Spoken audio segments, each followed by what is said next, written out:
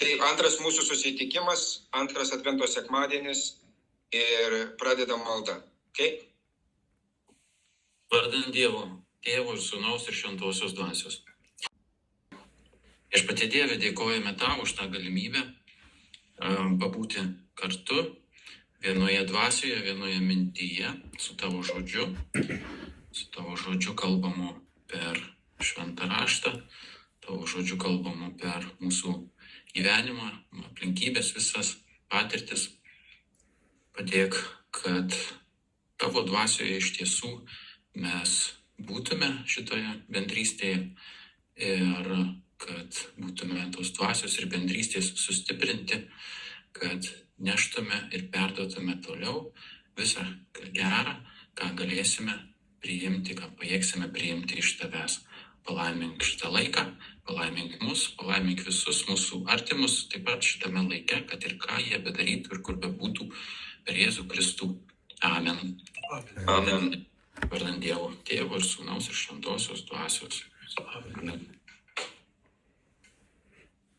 Ar matosi Evangeliją? Matosi gerai. Super. Iš Šventosios Evangelijos pagal Luką. 15 Ciezariaus Tiberėjaus viešpatavimo metais, Poncijui Pilotui valdant Judėją, Erodui esant Galilėjos tetrarchu, jo broliui Pilypui, Iturėjos bei Trachonitidės krašto tetrarchu, Lisanijui, Abilenės tetrarchu, prie vyriausiųjų kunigų Ano ir Kajafo pasigirdo viešpaties žodis Zacharijo sūnui Jonui dykumoje. Jis apėjo visą Pajordanę, skelbdamas atsivertimo krikštą, nuodėmėms atleisti, kaip parašyta pranašo Izaijo kalbų knygoje. Tyrose šaukiančiojo balsas, taisykite viešpačių kelią, ištiesinkite jam takus, kiekvienas slėnis tebūna užpiltas, kiekvienas kalnas bei kalnelis nulygintas, kreivi keliai taps tiesus, o duobėti išlyginti. Ir visi žmonės išvys Dievo išgelbėjimą. Tai viešpaties žodis. Dėkojame Dievui. Dėkojame Dievui.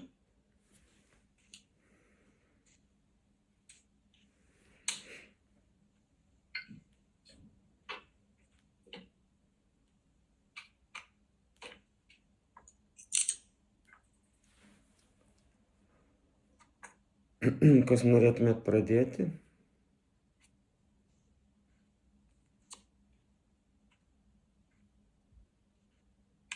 Man asmeniškai visada džiugina Luko įžvalgos labai konkrečios ir istorinės. Ir jos mums padeda po 2000 metų tiem, kuriem abejonių vis dažniau būna Evangelijos tikrumu, tiesiog kartais jums pasitikrinti, ar buvo tokie apskritai žmonės.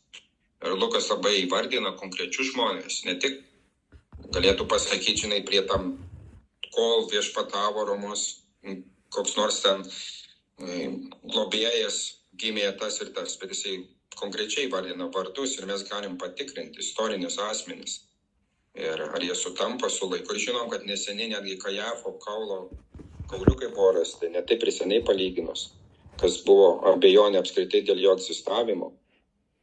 Tai tas vėlgi evangelinis tikrumas iki mūsų dienų pasiekiamas yra rankomis, kad tikrai tie įvykiai buvo. Ir žinoma, ta žinia advente, kad sako išlyginti kelius, apskritai, jeigu yra kas klauso, patariu skaityti ne tik šiandienos Evangeliją, bet visus skaitinius, nes jie nušviečia labai gražiai, bažnyčia yra gražiai sudėliojus visą skaitinių rinkinį, tiek pirmą, tiek antrą ir pačią Evangeliją, ir vienas kitą labai papildo. Apie kvietimą, apie sugrąžinimą išeivių, tų, kurie buvo toli sugrįžti į Jeruzalę, apie nuolatinį sugrįžimą kalba. Ir čia sako, išlyginkite kelius, ištiesinkite takus, taisykite kelią. Tarsi viešpats būtų išėjęs. Iš tiesų, tai žmonija save atranda, kad jinai yra tremtyje, kad visi keliai, kurie buvo link jo kažkada tiesūs ir lygus, mes patys juos sukreivinom. Užsidėjom, sienas pasistatėm ir ateina laikas, kada iš tiesų, sako, aš noriu ateiti pas tave. Ir vienas dalykas, ką tu turi suprasti apskritai, kad tu esi tremtyje, kad tau reikalingas mano ateimas.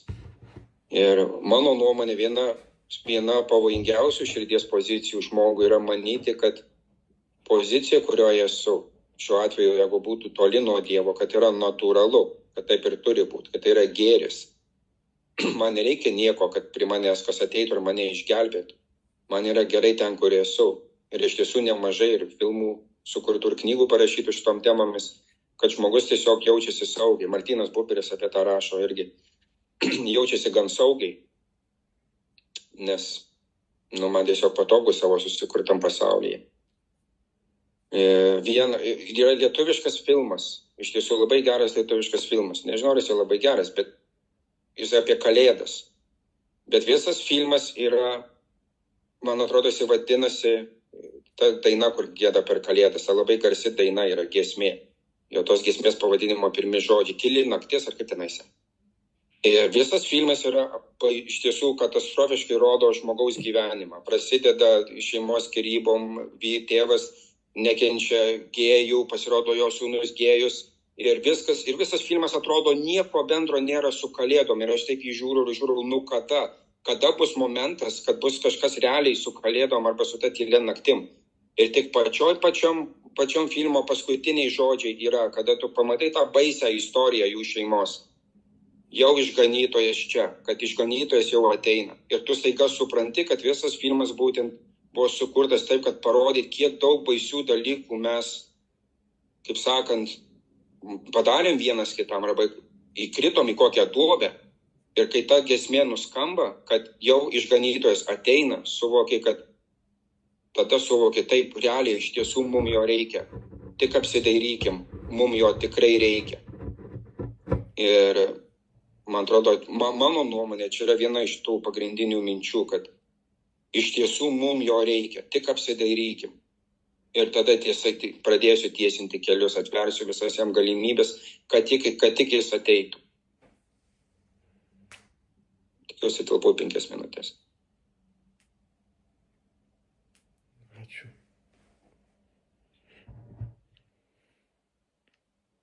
Jo. Man irgi tas, kaip sakai, tos pirmos 2-3 eilutės, kur vardina tuos istorinės asmenybės, prie kurių vyko tie visi dalykai. Tokios kaip įvadas, kaip priminimas, kad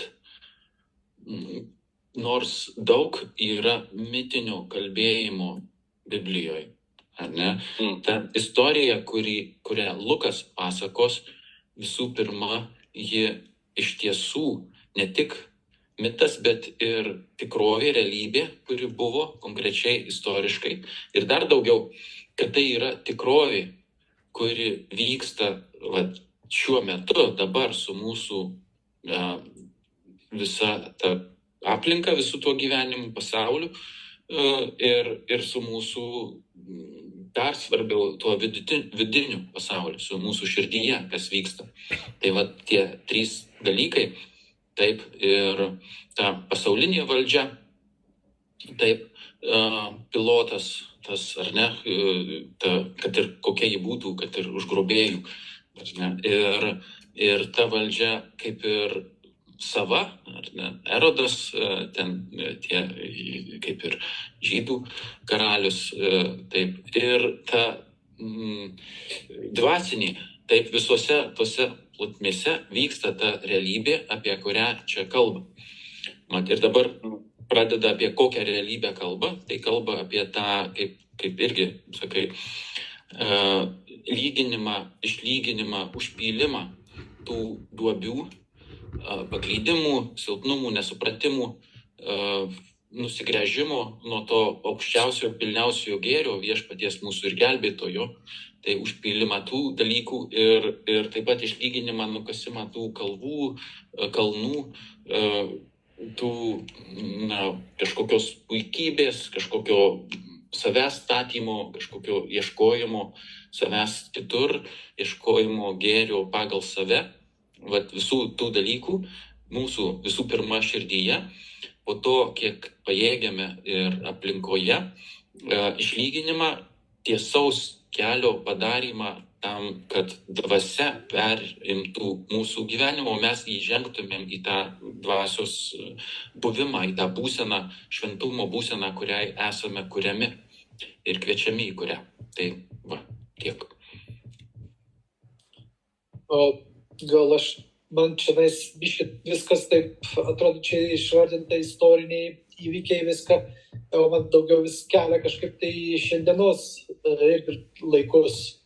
Tai čia tie pavadinimai visi, vardai viską ir kaip iš tikrųjų ir pagrindinis dalykas, kaip pasigirsta viešpaties žodis Zacharijos sūnui Jonui dykumoje. Tai čia tas Jonas gali būti, kaip galiu būti ir aš. Ir ta dykuma, dabar kas kam kokia dykuma dabar atrodo.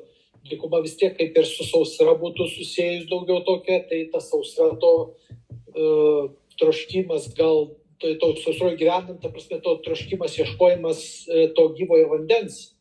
Tai galvoju, atrodo, ta dykuma, jeigu aš vaikštau ir ten iš tikrųjų aš negaliu matyti nei, ta prasme, kažkokių tai kalvų, nei kalnelių, nei nieko, nei duobių, atrodo, lyg tai gal toks vaikštau, atrodo, po tą dykumą, toks viskas vienodai. Ir čia tiek daug visko išvardinta, tai čia aplinkui toks vaizdas man vyksta, kad va čia visi atrodo kažkaip tai skelbia, kalba visi kažką, tai visko pas mane viduje ta vidinė tokia sausra, vaikštau po tą savo dykumą tokią vidinę. Tai kažkaip tai gal būtų toks irgi iš tos dykumos tas ištrūkimas, tai kad išgirsti tą Dievo viešpaties žodį, kad ta prasme, kad galėčiau pamatyti būtent savo širdie tas duobes, kad nevaikščiu toj dykumoj, kad vis dėlto nėra taip, kad yra ir tie kalneliai, ir tos duobės, ir kad galėčiau pradėti lyginti, leisti viešpaties dvasiai veikti manyje. Tai gal man toks daugiau stipriau, gal toks noras, kad būti ištrūkti iš tos dykumos ir nevaikščioti joje, kad surasti, išgirsti tą viešpatės žodį, kuris gyvasis šaltinis, gyvasis vanduo yra, palaikyti mūsų dvasiniam gyvenimui. Tai va tiek. Aš neturiu ką pridurti iš tikrųjų. Man gal tik patinka žydų,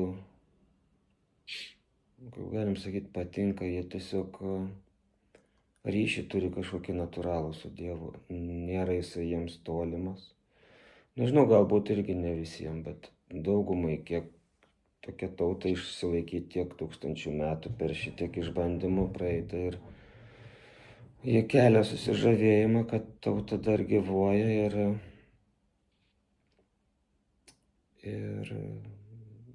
didžiulis pavyzdys iš tikrųjų, kaip tradicija gali išlaikyti tarpusavio santykius visoje tautoje. Tai gal aš biškai kiek į šoną nukreipęs, bet dabar tokia biblinė katechezė klausaus ir ten jų tikėjimo ta kelionė, kad buvo 3 pakopos. Ir kaip reikėjo iš pagonybės ištraukti visą tautą, ir kokiais būdais, ir kokiais žodžiais, apreiškimais, ir kaip tauta turėjo visom tom patikėti, tai nuostaba kelia iš tikrųjų. Ir jo. Tiek. Kiek dar turi minučių? Mes tik 14 minučių dabar kol kas šnekam. O iš tikrųjų, tai tas kelionė, Dievo tautos kelionė, tai įdomi įžvalga, ypatingai tiem, kurie nori pamatyti visą tikėjimo paveldą. Yra kviečiami žiūrėti į šventąjį raštą ne tik mažom pastraipom, bet kiek įmanoma, ypatingai mes katalikai ne visada galim didžiuotis, kad esam perskaitę visą šventą raštą. Nuo iki, kaip sakant, paragavę jo, ne? Tai čia mums visiems toks gali būti priminimas ir tiem, kurie galbūt netyčia klauso, kad Dievo žodis bus sunkiai suvokiamas, jeigu jo nematysim visam kontekste. Pavyzdžiui, dabar, kai kalba apie tremtį, žydų tautoje mes žinom, kiek buvo tremčių, netgi 20 amžiuje buvo tremtis, baisi tremtis. Ir atrodytų kaip vos ne pagrindinė tema, bet, aišku, kai mes žvelgiam dar giliau, kas yra tremtis, ką reiškia būti tremtyje, reiškia žinoti, kur tavo tėvynė. Nes jeigu tu nežinai, kur tavo tėvynė, tau tremtis yra netremtis. Tie, kurie gimė Sibirė, pavyzdžiui, kurie buvo ištremti į Sibirą ir jie prisimena Lietuvą, jiem tai yra tremtis, nes tikroji jų tėvynė yra Lietuva. Bet jeigu aš gimiau, augau ir net nežinau, kad toks dalykas kaip Lietuva egzistuoja, aš nesu jau tremtyje, aš jau dalyvauju tam pasaulyje. Ir pranašų priminimas nuolat būdavo, atsiminkit, kad jūs nesat savo tėvynėje. Ir netgi esant Jeruzalėje, jūs dar nesate tėvynėje, nes yra ta gilesnė, kurio apaštalas Paulius vėliau kalba, kas yra ta gilioji tremtis.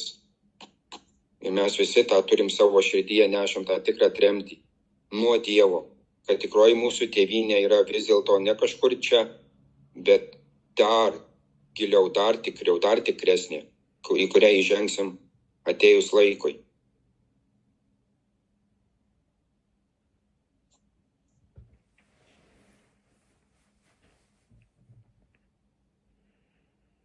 Čia dabar laisvas pokalbis, gali sakyti, kas ką nori. Į temą. Jeigu reikia teksto, sakykit, galiu iškelti vėl tekstą.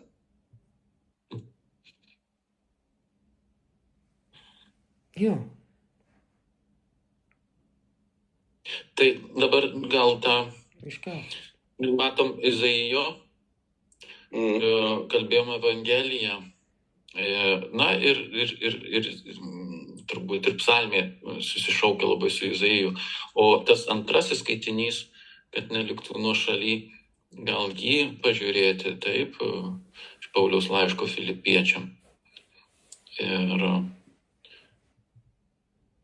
dabar... Jo, gali perskaityti. Ar turi pristatyti? Turiu prieš save. Broliai seserys, visuomet kiekvienoje maldoje su džiaugsmu už jūs visus besimelsdamas, už jūsų bendradarbiavimą Evangelijos labui nuo pirmos dienos iki šiandien. Esu tikras, kad tas, kuris jumyse pradėjo šį gerą darbą, jį ir pabaigs iki Jėzaus Kristaus dienos. Dievas gali paliudyti, kaip aš jūsų visų pasiilgau Kristaus nuoširdumu. Ir dabar meldžiu, kad jūsų meilė vis augtų ir augtų pažinimu ir visokiojopų išmanymu, kad jūs mokėtumėte pasirinkti, kas vertingiau, kad būtumėte tyri ir be priekaišto Kristaus dieną, pilni teisumo vaisių per Jėzų Kristų Dievo garbę ir šloviai. Va, tai lygint kelią, ar ne, kviečia kelią, tai kelias, ne šiaip, bet kad juo keliauti, ar ne, kad į mus kažkas atkeliautų, ar pas mus, ar mes kažkur nukeliautumėm, tai va, ir čia, kad jūsų meilė vis augtų. Taip, kad jūs mokėtumėt pasirinkti, kas vertingiau. Tai, kaip Sauliau sakai, žinai, tas toks supratimas, kad nesame mes savo gimtojoje žemėje. Ir ne tik čia kalba eina apie kažkur fizinę tą, ar ten tradicijos išlaikymą, ar kalbos, ar išlikimą kaip tauta, bet kalba eina apie išlikimą iš esmės, ar tapimą, grįžimą į tą būti tuo kūriniu, kurio kuria mus tas, kas yra aukščiausias, kas tėvas mūsų iš tiesų, kas mums didžiausių gėrio trokšta, taip, tai tas yra kelionė atgal į tą artumą ir netgi kitokį, atgal jau esant kitokiems, perėjus per tą tremtį, kaip pasikeitė žydų tauta po tremties, kaip ji grįžo, antroji šventykla buvo kitokia negu pirmoji ir būtis joje, ir tas raštas atsiradęs ir ne vien tik tai likęs tas kultas, ar ne, ir tie aukojimai, bet buvo papildyta ta jų bendrystė su viešpačiu ir Dievo žodžiu. Būtent tremtyje atsirado, susistemino, susidėliojo visi tie raštai. Taip ir mums ta kelionė, kad ji kažkaip atpildytų, papildytų mus pažinimu, augtume visokiojopų išmanymo ir visų pirma tuo meilę. Taip, kad būtumėte tyri ir be priekaištų. Tai vat tokia kelionė kviečia visi tie skaitiniai ir jie kalba nenurimti, atpažinti, ką mokėt pasirinkti, kur iš tiesų keliaujame. Tai pasirinkti tarp visų tų dalinių gėrių, kurie gali būti taip ir tradicija dalinis gėris, ir išlaikymas kažkokių tai gražių dalykų iš tėvų ir senelių, perdavimas naujai kartai, dar visi tie yra gėriai, bet daliniai.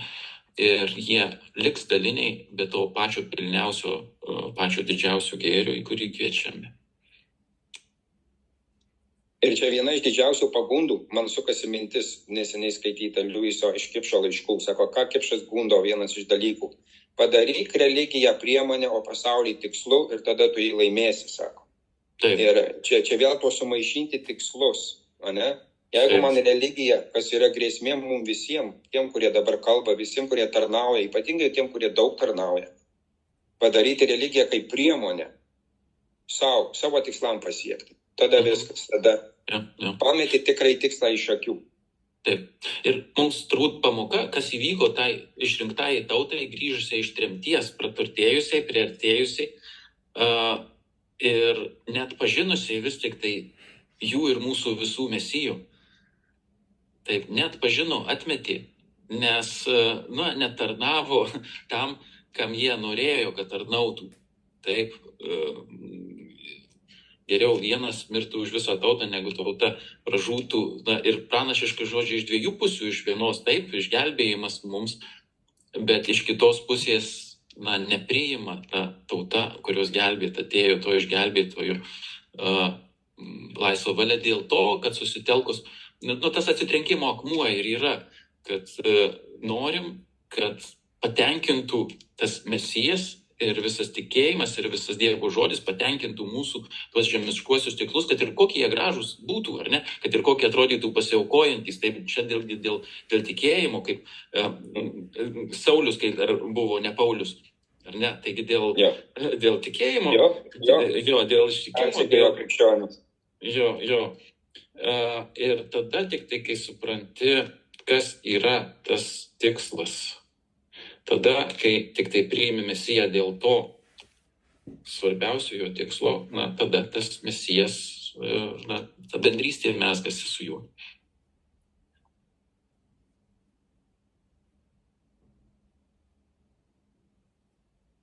Čia rašo laiškas Filipiečiams, tas, kur pasirinkti, kas vertingiau, kad būtumėte tyri. Tas atrodo pasirinkimas ir čia Luko Evangelijoje rašo tas iš karto tą visą istorinės žymybės. Kaip žmogui, suprantate, atrodo, kaip išdėlioja, tai kaip ir dabar šių mūsų laikų situacijoje, atrodo tiek daug žymybių, tokių daug žymių, labai vardų, viską, ir žmogus atsistojas rinktis tarp tų žymybių ar gyvenime, pasirinkti, sekti jomis, ar čia, kuris vienas kažkoksai, tai žmogelis atsistoja, šaukia kažkokias mistinės duotybės, kažkokius kosmosus vos nekalba. Tai, žinai, žmogus atsistoja, tai nelengva. Pagunda stipri, tada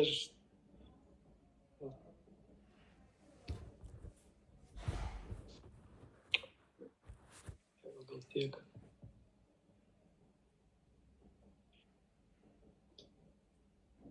Taip. Ir ką Egidijus sako, irgi, man atrodo, tas yra pagunda tarp to, žinai, tautos išlikimo, kultūros išlaikymo, dar kažko, ir kurie yra, gėriai, taip, bet vis tik tai daliniai. Ir kad tie daliniai nenustelbtų pilnojo, to amžinojo, aukščiausiojo gėrio. Irgi nelengva, kaip sako. Čia beveik visose srityse, santuokoje, liturgijoje, darbe, visur galima tą išvelgti, kad turi laikyti tą visada didesnę viziją, negu negali atstoti rankų būseną liturgijoje tikrai dėl ko tu tas rankas keli. Nes iki tokių įtampų būdavo anksčiau, kad net tokiu kampu rankas reikai. Reiškia, malda negalioja, vos ne.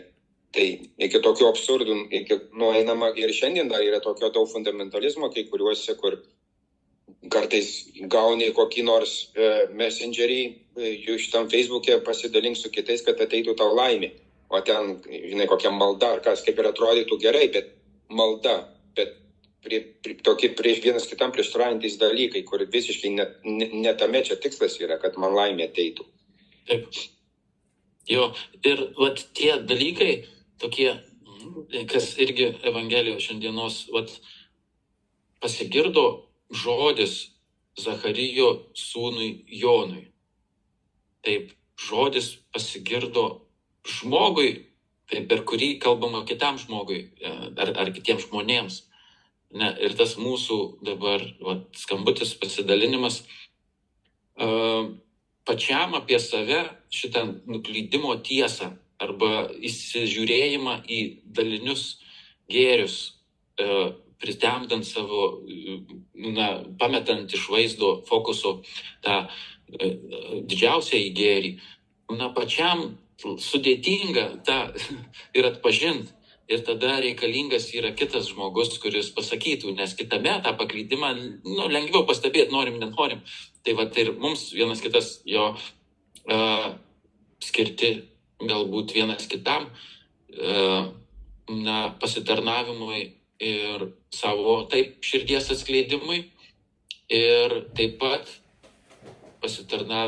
kitų priėmimo pasitarnavimo, kad apie mano širdies paklydimą galėčiau išgirsti iš kito žmogaus. Taip, taisykite Viešpačiui kelią, ne tik savyje, bet ir visur aplinkui, kur tam taisymui pasiduodama. Tai jeigu ką pamatote tame kelyje, kuriame esu, kokią duobę reikia užpilti ar kalną nulygint, labai vertinga būtų ir jūsų tas pranešimas vienaip ar kitaip apie tai. Sutuoktiniai vienas kitam labai daug ką turi pasakyti šituo atveju. Jo, duok Dieve, kad tie visi būtų pasakymai būtent skirti tam didžiam gėriui, o ne laikinam gėriui. Ne, tai irgi jo. Jo. Bet iš tiesų, tai man atrodo, kad apskritai šeima kalbant yra Dievo didžiulis planas mūsų ruošti dangui, nes kaip kitaip nugludinti širdį ir protą. Bet čia būtų visai kitos temos. Kitos temos, matai, ne visi dovaną tą turi gal kitokią dovaną kiti apdovanoti. Jo, bet aš sakau viena iš, štai pasakiau, kad viena iš, aš nesakiau vienintelė. Taip.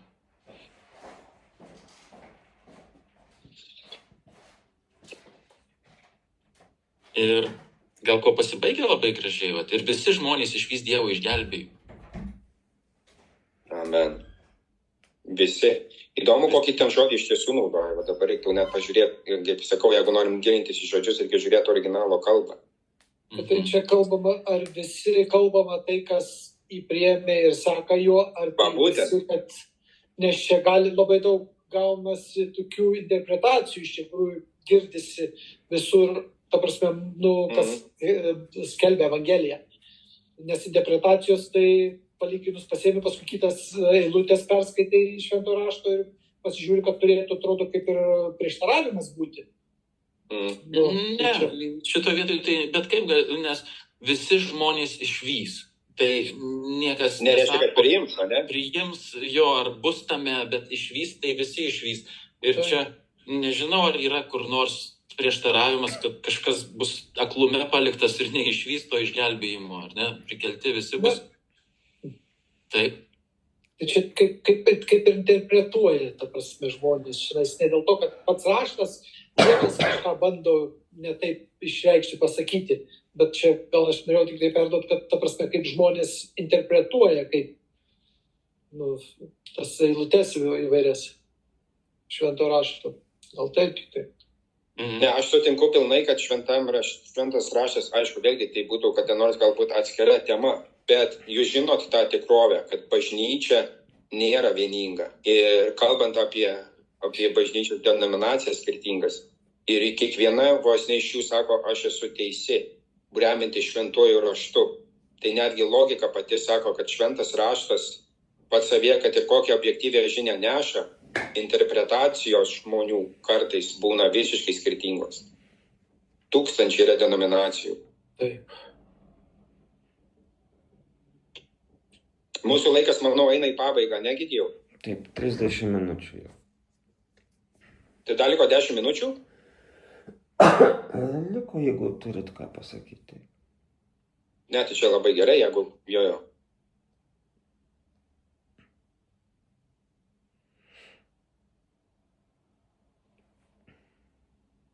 Tai gal per anksti tą paskutinę išvadą. Nebūtinai tai paskutinė išvada. Jeigu kyla kokie klausimai, man tai, pavyzdžiui, kyla klausimai, visada skaitai. Man vienas iš klausimų, kodėl Dievas sako, mes turim išlyginti kelius ir kalnus ir lėnius užlygyti. Kodėl jisai to negali? Kodėl jisai negalėtų? Gali kilti žmogui paprasta mintis, netgi Dievas visagalis. Jisai žino, kad aš apsidėjęs visokiais dalykais esu. Kodėl jisai neateina ir išlygina keliu, kad prieitų prie manęs? Tai tik klausimas ar ir atsakymą turi?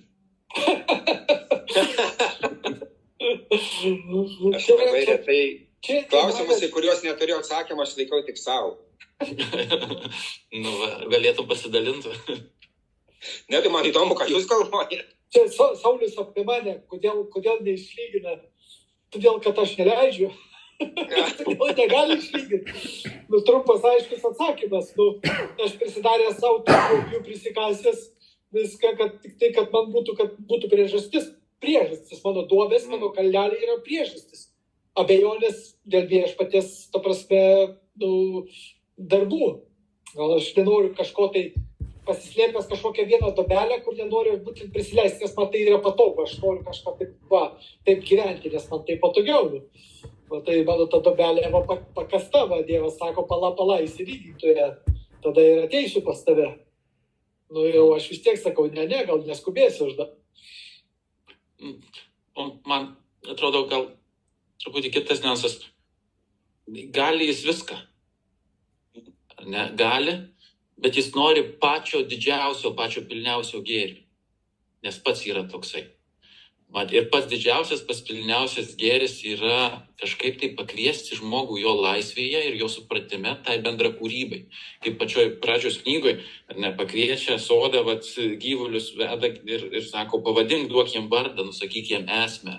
Ir ta bendra kūryba tęsiasi ir dabar atveda prieš mus kaip kokį gyvūną, tą mūsų būseną tam tikrą, ir sako, pasakyk jos esmę, ką tu čia nori joje turėti, ir kaip pasakysi, žiūri, ar ne, kas bus, tas, kas išlikimui padaryta, tas, kas gali būti to didžiausio gėrio, pilniausios tiesos amžinoje akivaizdoj, tas ir išlieka, kas negali, ką dalyvaujam tam bendra kūryboje, ne didžiausiame gėryje,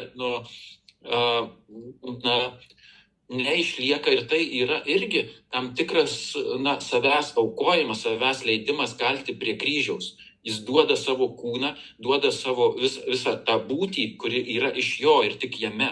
Ir leidžia jame mums daryti visokius ir gerus, tai gerai, ir nepilnai gerus dalykus. Ir tai yra tas kraujo išliejimas mūsų tam išgelbėjimui, mūsų sukūrimui, bendrai kartu su mumis, kad sukurtume daugiausiai, pilniausiai, ką pajėgiame, ką galime, kad priimtume patį didžiausią palaiminimą, kurį pajėgiame tik priimti, ir tada dar tą išplečia.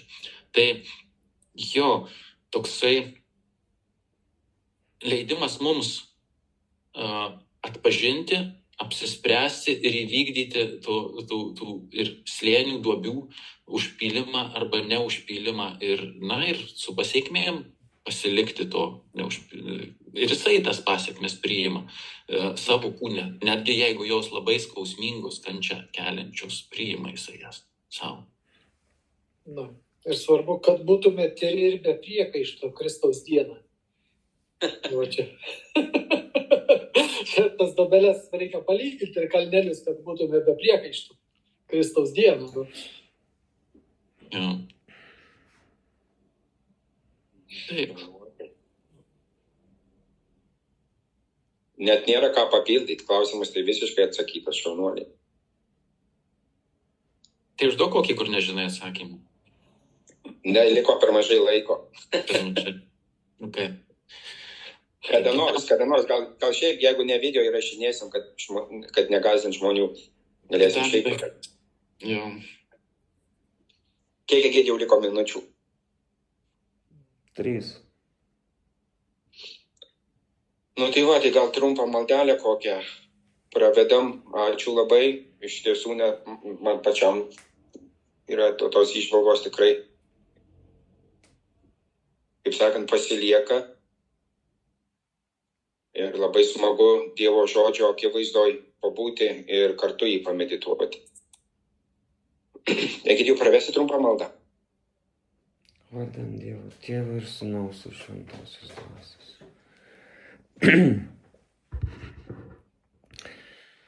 Dėkojam tau, Dieve, už šį susitikimą ir palaimink mūsų visų sveikatą, bendrystę. Atimk iš mūsų bet kokį žinojimą, kad nenueitumėm patys klyst keliais. Žinai viską tikriau, tiksliau, siųsk savo šventąją dvasią, kad trojmės džiaugtumėmės tą ramybę, kad tu esi, kad tu egzistuoji, kad tu būni su mumis visose situacijose. Garbė Dievui Tėvui ir Sūnui šventai dvasiai, kaip buvo pradžioje, dabar ir visados, per amžius. Amen. Vardant Dievo Tėvo ir Sūnaus ir Šventosios Dvasios. Amen. Nu, ačiū šventieji, susimatom kitą sekmadienį, ne tuo pačiu laiku. Ačiū labai. Ačiū. Iki. Iki.